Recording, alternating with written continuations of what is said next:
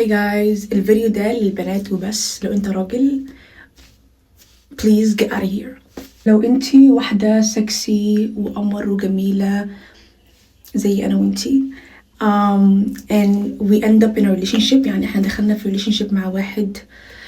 I'm not gonna say مفيش حد مش جميل، يعني كلنا احنا ربنا خلقنا بأحسن شكل، بس if you end up in a relationship مع واحد مش as attractive، يعني زيك انت كده شكليا قمر وهو شخص يعني البنات مش بتشوفه attractive أمور وكده، بس أول ما بيدخل معاكي في relationship هتلاقي كل البنات اللي حواليكي عايزين يبصوله، هتلاقي كل الاتنشن وكل الحب جاي ناحيته، مع ان في الاول ما كانش فيه اي attention او اي اهتمام من البنات التانيين، بس عشان هو دلوقتي معاكي فكل البنات بقوا يبصوله. ودي حاجة يعني it's proven socially، يعني هتلاقي حتى الرجالة هيقولولك كده، هيقولولك لما الراجل بيكون مع علاقة، يعني يكون في علاقة مع واحدة أمورة وجميلة قوي،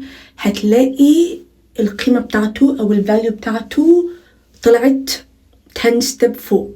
علشان كده احنا دايما بنشوف بنات كتيرة جدا بيعجبوا بواحد already في علاقة تانية وبيبصوله مع انهم عارفين ان هو مصاحب واحدة تانية، بس علشان عارفين انتي معاه فدلوقتي عايزينه. كل ده علشان البنات عايزين الحاجة اللي انتي معاكي، عايزين الحياة اللي انتي عايشاها والاهتمام اللي بيجيلك من الشخص اللي انت معاه، والطاقة الإيجابية اللي طالعة منك انك انت بس تكوني مختلفة. ده مضايقهم قوي. علشان كده برضو بنات كتيرة جدا بيبدأوا ان يبقى عندهم insecurities، بيحسوا بقى انهم دلوقتي علاقتهم في خطر علشان الحب والاهتمام اللي بيجيله الشخص اللي انت معاه.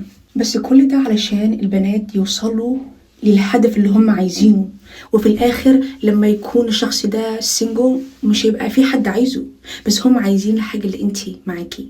فما تخليش ده ان هو يخليكي كده تتهزي او تحسي انك انتي مش جميلة او قمر.